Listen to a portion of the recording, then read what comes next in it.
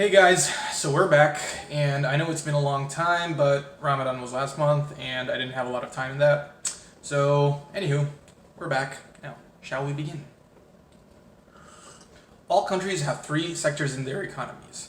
The primary sector, which is involved in extraction of raw materials in agriculture, the secondary sector, which is involved in manufacturing, and the tertiary sector, which is involved in services like education, health, and so forth. Now, of course, countries with more robust tertiary sectors can be considered as more developed, but it's quite expensive actually to develop your tertiary sector. Now, while some countries can rely on their primary sector to fund their tertiary sector, for instance, like the Gulf states, others can also rely on their tertiary sector to fund itself, like Singapore, Switzerland, Macau, Hong Kong. Notice how all these countries are small countries? That's why for other countries with larger populations, you're going to need a strong manufacturing sector that can generate revenue to fund that tertiary sector that gives you the services that makes you considered as developed. And the reason that manufacturing sector can generate those kinds of profits for an economy is because manufacturing goods basically gives them something called an added value. And that added value increases the profits that can be generated from a certain good a lot. Let's take an iPhone as an example. It's made out of a lot of raw materials that, if sold without any processing, would cost around $2. However, if they are processed and assembled into a fully functioning iPhone, they'll cost around $200, which is a 100-fold increase in value. This isn't the retailer price, by the way, it's just the cost of manufacturing and assembly. Now, someone would ask, why doesn't every country just make its own products from A to Z? And there's an answer to that in every country having a different comparative advantage from other countries and availability of raw materials and resources, but mostly it actually boils down to technical differences. Meaning that country A is more technologically advanced than country B and accordingly is able to manufacture more complicated goods with greater added value to them. Now that was just the introduction. Let's get into the meat of it. You see, manufacturing isn't the most straightforward process. It's very compounded and complex, and even the most basic of products requires a lot of sub-industries to provide it with the materials needed to make that product. And all those sub-industries that are required to make a final product is called a value chain.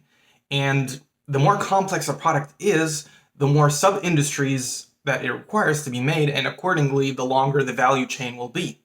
You see, the longer your value chain, that means the more value added for each step in that chain. And accordingly, the more revenue you can generate out of a single product.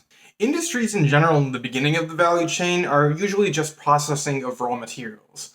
And those are really important, but they're not that technically advanced, and they require really heavy machinery. However, making that machinery is something that is quite technically advanced. So accordingly, to make the heavy machinery that processes the raw materials, you need to be a technically advanced manufacturer. However, that usually isn't available in the countries in which the raw materials are being extracted, which are usually third world countries. That's why the primary economic sector in developing countries is really big compared to the secondary economic sector. And accordingly, that's why China, a currently almost developed country, is basically exporting all of its raw material extraction and processing activities to developing countries in Africa, while they themselves are keeping the more technically advanced and hence more potentially lucrative manufacturing jobs or processes in their own country. All which help garner Africa the name of China's China.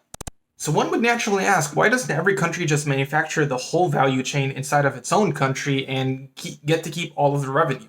And the answer to that is actually kind of interesting. You see, for an item to be manufactured in a given place, you need two things. The first is the design of the object itself and the tools needed to manufacture the object.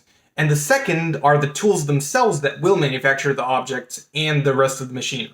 And the thing is, to develop your designs, you need a strong tertiary sector, and to develop your tools, you need a strong secondary sector. And the thing is, they're kind of codependent on each other. Let's see how it goes. Now, higher profits generated from more complex products with greater added value leads to more funding for the service sector, which then is used for services like education and research. This allows for the development of more sophisticated and technologically advanced manufacturing tools. Tools which are later used to manufacture more complex products with higher added value, which are in turn sold with higher profits. Let's assume this cycle happens once a year, and it happens in two countries, country A and country B. Now, country A is more developed than country B, and accordingly, it's able to generate more profits in each yearly cycle. So let's say it's able to grow by 4 development points per year, while country B is able to grow by only 2 development points per year.